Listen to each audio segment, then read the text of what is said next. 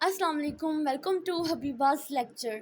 तो आज का वीडियो लेक्चर बहुत इंपॉर्टेंट होने वाला है क्योंकि इसके अंदर हम देखेंगे कि आपने फाइनल ईयर प्रोजेक्ट के अंदर 1 घंटे के अंदर आपने प्रेजेंटेशन कैसे बनानी है या उससे पहले। ठीक है, प्रेजेंटेशन बनाना बहुत ज़रूरी है क्योंकि अगर आपने अपने प्रोजेक्ट को प्रेजेंट करना है तो उसके लिए आपको प्रेजेंटेशन बनानी पड़ेगी। अब सबसे कॉमन मिस्टेक सबसे पहले डिस्कस कर लेते हैं ताकि आप वीडियो में आपको पता चले कि हमने जब अपनी फाइनल प्रेजेंटेशन बनाना स्टार्ट करनी है तो हमने ये मिस्टेक्स नहीं करनी है। अच्छा, कुछ स्टूडेंट क्या करते हैं, वो एआई से बनवा लेते हैं। ठीक है, कुछ टूल्स होते हैं, प्रेजेंटेशन टूल्स होते हैं जो एआई की हेल्प से भी बन जाते हैं। तो आपने ये काम बिल्कुल नहीं करना है। आपके पास अगर पावर पॉइंट है या कैनवा है, आप कैनवा पे भी बना सकते हैं। ठीक है, अगर आपके पास पावर पॉइंट भी है तो सबसे बेस्ट है क्योंकि उस पर आप इजीली अपनी स्लाइड जो है वो चूज़ कर लेते हैं। तो आपको क्या करना है, एआई से तो बिल्कुल भी नहीं बनवानी है। कोशिश करें कि बिल्कुल सिंपल सी प्रेजेंटेशन होनी चाहिए, इजी टू अंडरस्टैंड होनी चाहिए। कोई भी ऐसा वर्ड अंदर आपने यूज़ नहीं करना जिसका मीनिंग आपको भी ना पता हो, लेकिन क्योंकि सर को तो सब पता होता है ना, और वो आपसे मीनिंग पूछने बैठ जाए, उस मीनिंग की अगर आप कुछ और मीनिंग बता दें तो वो कुछ और जगह पर चले जाएं। ऐसा काम आपको बिल्कुल नहीं करना। हर वीडियो में आपको यही चीज़ बताई जाती है। सबसे पहले हम लोग चलते हैं अपनी स्लाइड नंबर 1 पे, क्योंकि प्रेजेंटेशन में सबसे पहले स्लाइड नंबर 1 ही होती है। और स्लाइड नंबर 1 के अंदर आपको क्या चूज़ करना है, इसको चूज़ करने से पहले मैं आपको ये भी बता दूं कि आपने कलर थीम कौन सा रखना है। ठीक है, स्लाइड 1 में क्या इंक्लूड करना है। अब ओवरऑल जो प्रेजेंटेशन बनानी है इसमें जो कलर रखना है वो आपने अपने प्रोजेक्ट का चूज़ करना है। जैसे फॉर एग्जांपल मेरे प्रोजेक्ट का कलर ग्रीन कलर है ना, तो मैं हर स्लाइड में ग्रीन कलर ऐड करूँगी। ठीक है, बैकग्राउंड कलर जो होता है, आपका पिंक है आप पिंक ऐड कर लें, आपका ब्लू है आप ब्लू ऐड कर लें। उसके ऊपर जो राइटिंग करनी है वो आपने उस कलर के हिसाब से जो आपकी प्रोजेक्ट के अंदर हुई है। जैसे वेबसाइट में अगर आपने वाइट कलर का टेक्स्ट यूज़ किया है, फ़ॉन्ट यूज़ किया है, तो आप उस कलर का चूज़ करेंगे तो ज़्यादा बेस्ट रहेगा। ठीक है, अब स्लाइड नंबर 1 के अंदर जो चीज़ें आपको ऐड करनी है उनमें सबसे पहले इस स्लाइड नंबर 1 को हम बोलते हैं टाइटल स्लाइड। ठीक है, वैसे आपने ये लिखना नहीं है कि ये टाइटल स्लाइड है, लेकिन आपको पता होना चाहिए आपकी स्लाइड नंबर 1 है टाइटल स्लाइड।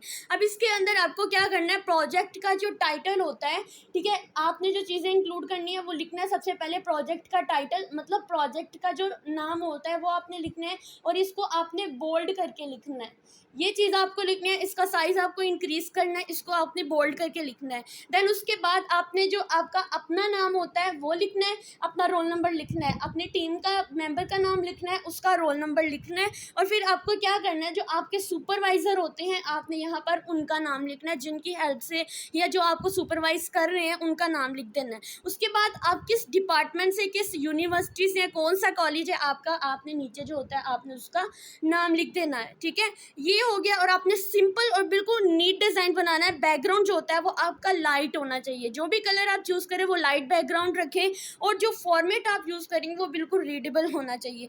ये है आपका स्लाइड नंबर 1। ठीक है, अब हम डिस्कस करेंगे स्लाइड नंबर 2 के अंदर आपने क्या इंक्लूड करना है। अब अगर हम बात करेंगे अपने स्लाइड नंबर 2 की, तो स्लाइड नंबर 2 के अंदर आपने अपने प्रोजेक्ट का छोटा सा इंट्रोडक्शन देना है। ऐसा इंट्रोडक्शन जिसको पढ़ के आपको पता चले कि ये प्रोजेक्ट किस बारे में है। ठीक है, और इसके अलावा आपने इंट्रोडक्शन के बाद प्रॉब्लम स्टेटमेंट बतानी है। ऐसे आपने हेडिंग देनी है प्रॉब्लम स्टेटमेंट की, और नीचे आपने एक्सप्लेन कर देना है कि आपकी प्रॉब्लम क्या थी, जिसकी जो सोल्यूशन के तौर पे आपने अपना प्रोजेक्ट बनाया है। ठीक है, क्यों ये प्रॉब्लम इंपॉर्टेंट होती है, क्योंकि यही मेन चीज़ होती है जिसको पढ़ के सर को पता चल जाता है कि आपके प्रोजेक्ट का पर्पस क्या होता है। प्रॉब्लम स्टेटमेंट बेसिकली आपके प्रोजेक्ट का पर्पस ही बता रही होती है। ठीक है, उसके अलावा आपने क्या करना है कि आप जो एक स्मॉल रेलिवेंट इमेज होती है या कोई आइकन होता है, जो लोगो आप यूज़ कर रहे होंगे ना, वो आप अगर साइड पे ऐसे कॉर्नर में ऐसे करके ऐड कर देंगे ना अपने हर स्लाइड के अंदर कॉर्नर में, तो ये लोगो जो होता है ना ये बेस्ट रहता है। ठीक है, ये आपने ज़रूर ऐड करना है, इससे आपके प्रोजेक्ट का पता चलेगा कि भाई ये इसका लोगो है, इसी प्रोजेक्ट की डॉक्यूमेंटेशन है। ओके, ये आपकी स्लाइड नंबर 2 है जिसमें आपने ब्रीफ सा इंट्रोडक्शन देना है और एक प्रॉब्लम स्टेटमेंट देनी है जो बिल्कुल क्लियरली बताएगी कि आपके प्रोजेक्ट का जो है वो पर्पस क्या होता है। देन हम बात करते हैं स्लाइड नंबर 3 की। तो स्लाइड नंबर 3 में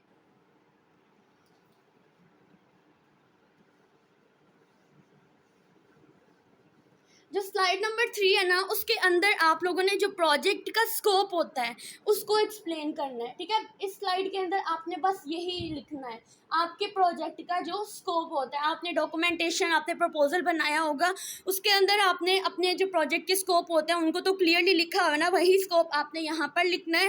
ठीक है, और ये भी आपने आउट ऑफ स्कोप कुछ भी नहीं लिखना।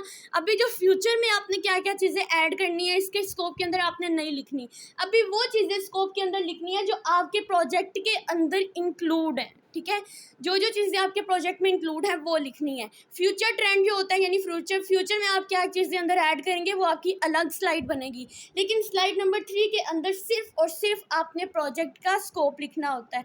उसके अलावा अगर हम लोग स्लाइड नंबर 4 की बात करते हैं, तो स्लाइड नंबर 4 के अंदर जो एक आर्किटेक्चर होता है ना आपके प्रोजेक्ट का, आप उसको इंक्लूड करेंगे। स्लाइड नंबर 4 में आपने अपने प्रोजेक्ट का आर्किटेक्चर, ठीक है, इसको इंक्लूड करना है। आर्किटेक्चर में क्या होगा कि आप कोई भी सिंपल अपने प्रोजेक्ट का स्क्रीनशॉट ले लें, उसका जो यूआई होता है, फ्रंट एंड होता है, आप उसकी एक डायग्राम जो होती है वो अंदर इंक्लूड कर देंगे।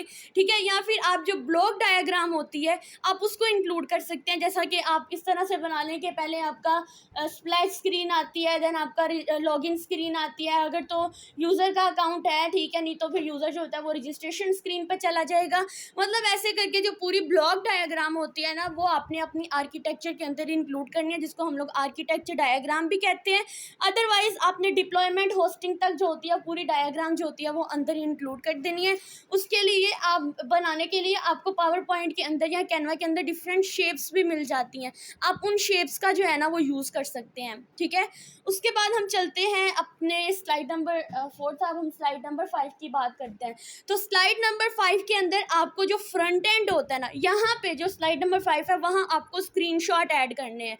जैसे होम पेज है, रजिस्ट्रेशन पेज है, लॉगिन पेज है, ठीक है, ये सारे जो होते हैं वो आपको अपने स्लाइड नंबर 5 के अंदर इंक्लूड करने हैं। और उस स्लाइड का नाम क्या है आपका, फ्रंट एंड, यानी यूआई जो होता है अपने प्रोजेक्ट का वो आपने स्लाइड नंबर 5 के अंदर इंक्लूड करना है। I hope so you understand, और आपकी 5 स्लाइड जो होती हैं वो यहीं पर क्लियर हो जाएंगी। ठीक है, इसके अंदर आपको फ्रंट एंड ऐड करना है।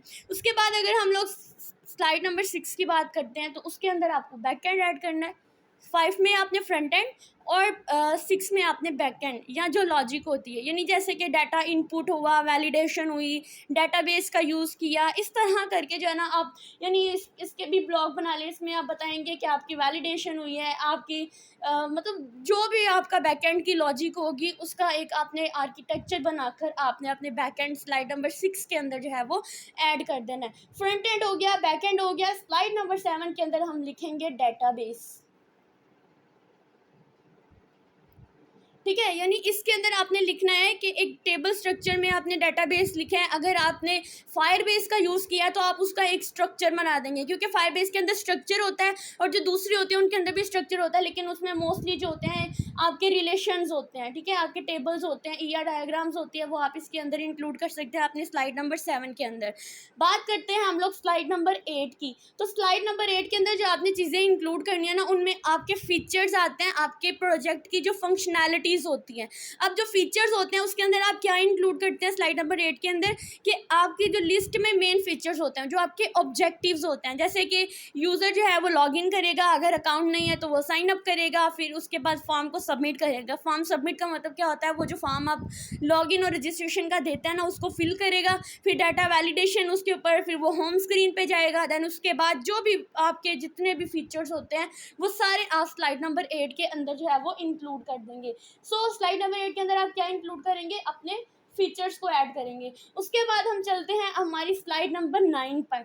तो स्लाइड नंबर जो 9 है इसके अंदर आपने टेस्टिंग कैसे की है, ठीक है, वैल्यूएशन कैसे की है, वो आपने अंदर इंक्लूड करना है। ठीक है, टेस्टिंग मोस्टली हम यूज़ करते हैं, आप टेस्टिंग ही लिख लें। कौन कौन सी टेस्टिंग आपने यूज़ की है आपने वो लिखना है, जैसे यूनिट टेस्टिंग है, इंटीग्रेशन टेस्टिंग है, और इस तरह करके जो भी टेस्टिंग आपने की है अपने प्रोजेक्ट की वो अपनी स्लाइड नंबर 9 के अंदर आप इंक्लूड कर देंगे। ठीक है, उसके बाद हम स्लाइड नंबर 10,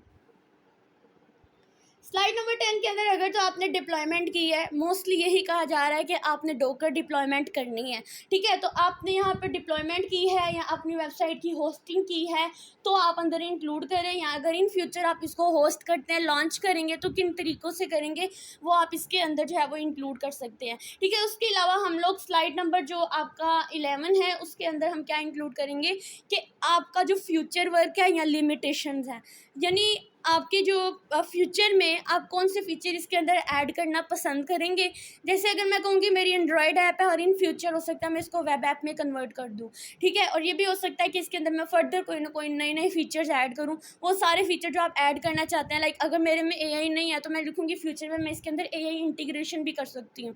ये चीज़ें हैं, ठीक है। ये आपके होता है। और स्लाइड नंबर जो आपका 12 होगा उसके अंदर आपने जो होता है थैंक्स जो होता है वो आपने लिख देना है, ठीक है। आप पूछेंगे कि क्वेश्चन एंड आंसर, अगर किसी को कोई क्वेश्चन है या सर को कोई क्वेश्चन है तो वो आपसे पूछ सकते हैं, ठीक है। इस तरह करके जो एक प्यारा सा स्लाइड नंबर 12 बनाना है, आपने इसमें एक थैंक यू लिखना है और साथ में नीचे आप एक लाइन लिख देंगे क्यू एंड आंसर, ठीक है। यानी अगर किसी को कोई क्वेश्चन एंड आंसर है तो वो हमसे पूछ सकते हैं। मैक्सिमम आपकी 12 to 13 जो स्लाइड्स हैं वो बनेंगी, ठीक है। कौन कौन सी टेक्नोलॉजी आपने यूज़ की है ये भी आप अपने इंट्रोडक्शन स्लाइड नंबर 2 के बाद आप ये भी ऐड कर देना, ठीक है। उसके अलावा आपका जो टेक्स्ट होता है आपने ज़्यादातर जो आपके हर चीज़ को एक्सप्लेन करने के लिए, जैसे टेस्टिंग है ना, इसमें यूनिट टेस्टिंग है, इंटीग्रेशन टेस्टिंग है, तो आप मोस्टली बुलेट्स का यूज़ करेंगे इनको एक्सप्लेन करने के लिए।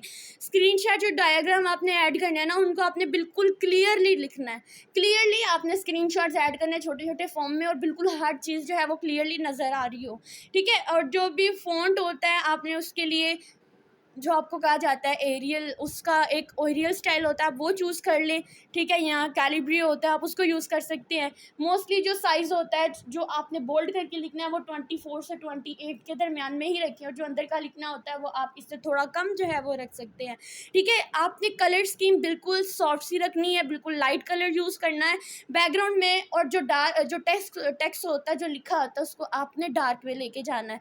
तो आई होप सो ये वीडियो आपके लिए हेल्पफुल रही होगी, और आई होप सो आप अपनी प्रेजेंटेशन को जो है वो स्टार्ट कर देंगे।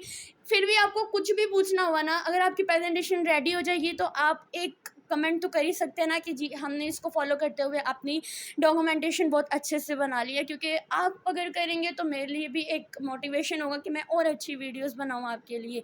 तो जैसे ही आपकी प्रेजेंटेशन कंप्लीट होगी काइंडली आपसे रिक्वेस्ट है कि आप वीडियो को लाइक करें अगर आपको समझ आई है, और अगर डॉक्यूमेंटेशन प्रेजेंटेशन कंप्लीट बन गई है तो देन आप मुझे कमेंट कर दें कि जी हमने आपकी हेल्प से जो प्रेजेंटेशन है वो बना ली है। तो बाकी वीडियो अच्छी लगे लाइक करें, चैनल को सब्सक्राइब करें, अपने जूनियर्स के साथ भी शेयर करें। Thank you.